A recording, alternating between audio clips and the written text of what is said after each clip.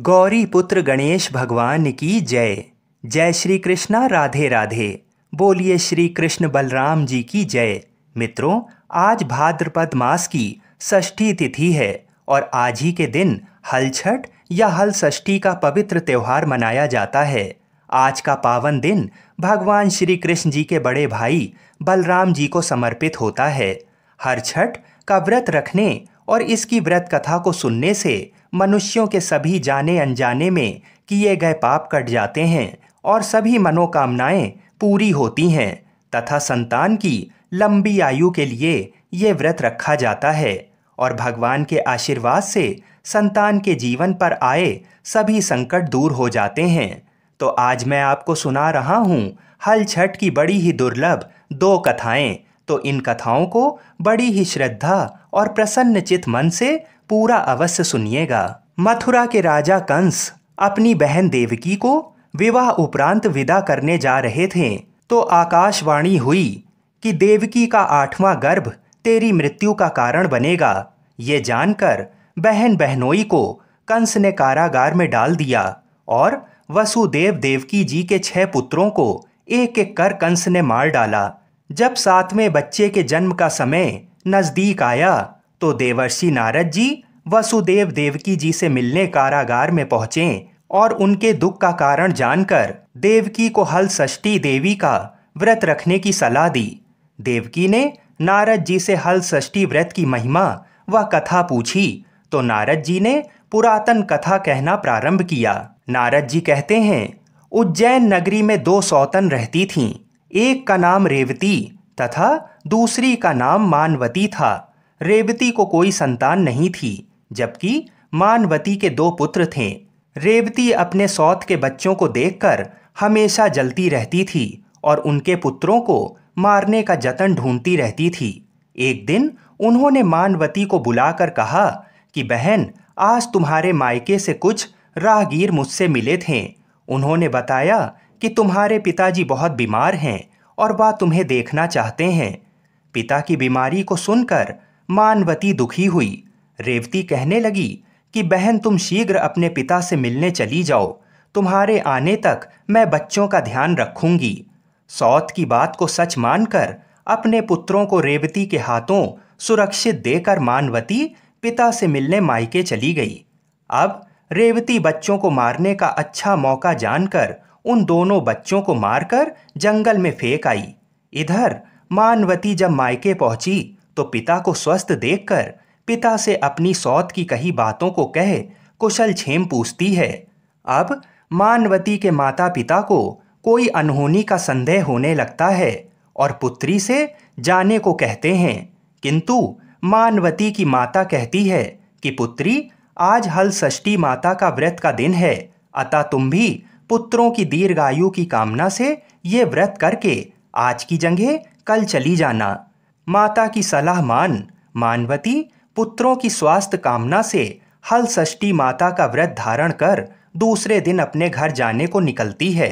रास्ते में वही जंगल पड़ा और वहां अपने बच्चों को खेलते देख उनसे पूछती है कि तुम लोग यहाँ कैसे पहुंचे। तब पुत्रों ने बताया कि आपके चले जाने पर हमारी दूसरी माता रेवती ने हमें मारकर यहाँ फेंक दिया था, तभी एक दूसरी स्त्री ने हमें फिर से जिंदा कर दिया। अब मानवती को समझते देर ना लगी कि ये सब माता हल षष्ठी की कृपा से संभव हुआ है और माता की जयकार करती हुई घर को गई। नगर में मानवती के पुत्रों को पुनः जीवित देख और माता हल षष्ठी की महिमा जान सभी स्त्रियां हल षष्ठी व्रत करने लगीं। इसके बाद नारद जी देवकी जी से कहते हैं, अब हल षष्ठी माता की दूसरी कथा को सुनिए। चंद्रव्रत नाम का एक राजा हुआ जिनको एक ही पुत्र था। राजा ने राहगीरों के लिए एक तालाब खुदवाया, किंतु उसमें जल ना रहा और तालाब सूख गया। राहगीर उस रास्ते गुजरते और सूखे तालाब को देखकर राजा को गाली देते थे। इस खबर को सुनकर राजा बहुत दुखी हुआ कि मैंने तालाब खुदवाया, मेरा धन व धर्म दोनों ही व्यर्थ गया। उसी रोज रात में राजा को स्वप्न में वरुण देव ने दर्शन देकर कहा कि यदि तुम अपने पुत्र की बलि तालाब में दोगे तो तालाब में पुनः जल भर जाएगा। सुबह राजा ने स्वप्न में कही बात दरबार में सुनाई और कहा कि मेरा धन व धर्म भले ही व्यर्थ हो जाए, पर मैं अपने पुत्र की बलि नहीं दूंगा।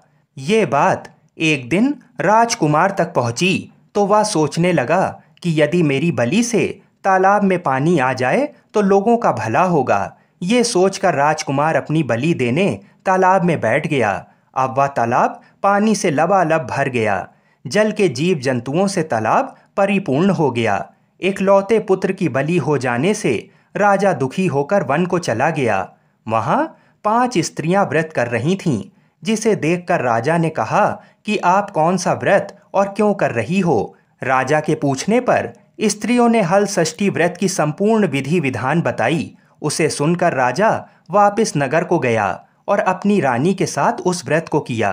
व्रत के प्रभाव से राजपुत्र तालाब से जीवित बाहर निकल आया।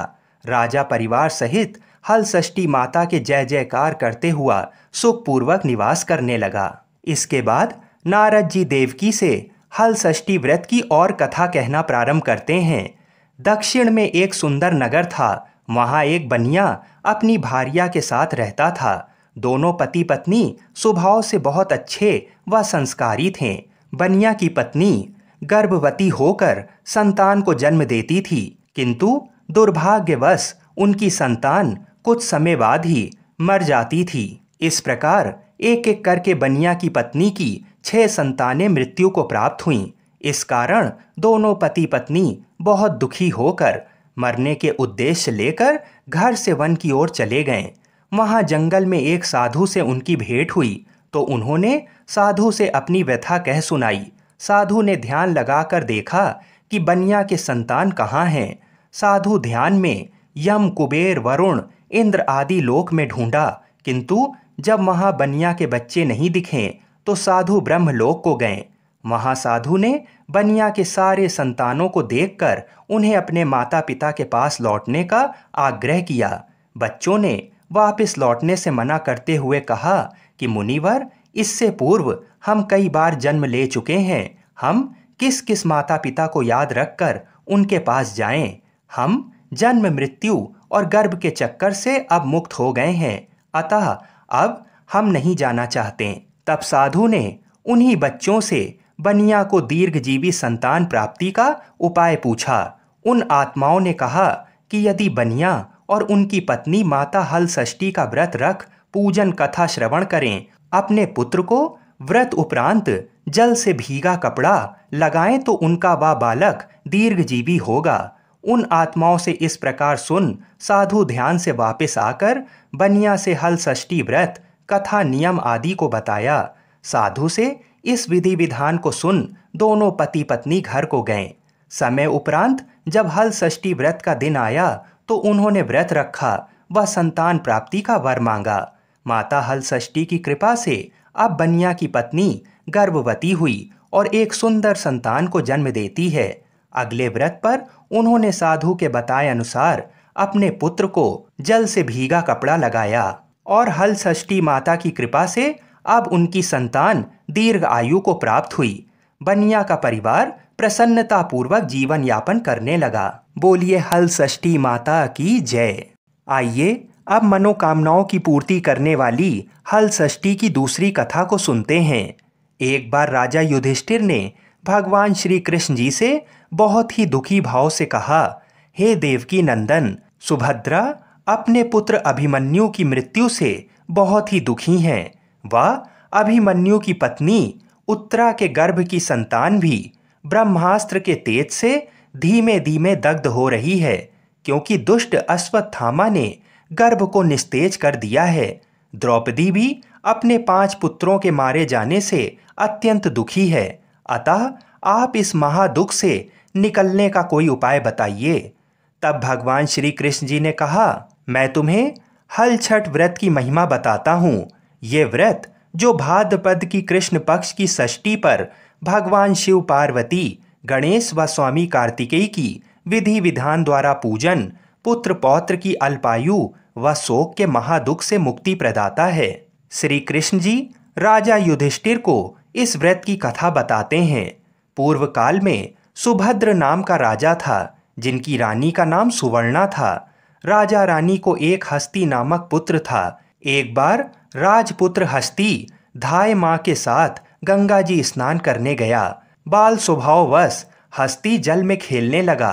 तभी एक ग्राह ने यानी एक मगरमच्छ ने उसे खींचते हुए जल के अंदर ले गया। इसकी सूचना धाय माँ ने जाकर रानी सुवर्णा से कह सुनाया।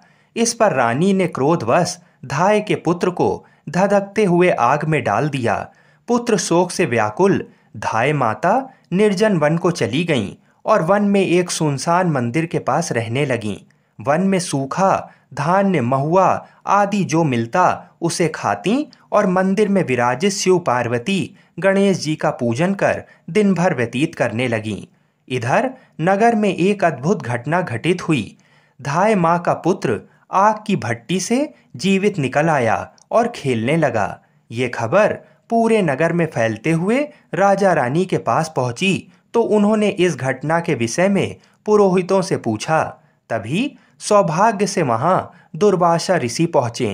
राजा रानी ने ऋषि का पूजन कर धाय माता के पुत्र के जीवित हो जाने का कारण पूछा तो दुर्वासा ऋषि जी ने कहा कि राजन, आपके डर से धाय माता जंगल में एकांत में व्रत करती थीं। ये सब उसी व्रत का प्रभाव है। अब राजा रानी सभी नगरवासियों के साथ दुर्वासा जी की अगुवाई में उस जंगल में धाय माता के पास उस व्रत के विषय में अधिक जानकारी लेने पहुंची। तब धाय माता ने कहा कि राजन, मैं पुत्र शोक से दुखित होकर यहाँ रहने लगी और यहाँ व्रत ग्रहण कर भगवान शिव पार्वती, गणेश जी व स्वामी कार्तिकेय का पूजन कर सूखा तृण, धान्य, महुआ आदि खाकर जीवित रहती थी। तब रात को मेरे स्वप्न में शिव परिवार के दर्शन हुए और तुम्हारा पुत्र जीवित हो जाएगा ऐसा वरदान दिया। अब रानी ने व्रत की विधि विधान को पूछा तो दुर्वासा जी ने हल षष्ठी व्रत की संपूर्ण विधि विधान बताया। राजा रानी ने हल षष्ठी व्रत की महिमा जानकर व्रत को किया। व्रत के प्रभाव से राजपुत्र हस्ती मगरमच्छ के चंगुल से छूटकर खेलते हुए नगर में वापस आ गया। अपने पुत्र को पाकर राजा रानी सुखी हुए और धाय भी पुत्र के साथ प्रसन्न होकर निवास करने लगी। वही बालक हस्ती आगे चलकर परम प्रतापी हुआ और अपने नाम से हस्तिनापुर को बसाया। इस प्रकार भगवान श्री कृष्ण जी ने युधिष्ठिर से हल षष्ठी व्रत की महिमा का ज्ञान देते हुए कहा कि हल षष्ठी व्रत कथा पहले नारद जी से सुनकर मेरी माता देवकी ने इस व्रत को सबसे पहले किया, जिसके प्रभाव से उनकी आने वाली संतान की रक्षा हुई। अब भगवान श्री कृष्ण से सुन युधिष्ठिर ने इस व्रत को उत्तरा द्वारा करवाया। व्रत के प्रभाव से उत्तरा का अश्वत्थामा द्वारा नष्ट हुआ गर्भ पुनः जीवित हो गया तथा प्रसव के पश्चात बालक का जन्म हुआ, जो कालांतर में राजा परीक्षित नाम से प्रसिद्ध हुआ। बोलिए श्री कृष्ण भगवान की जय।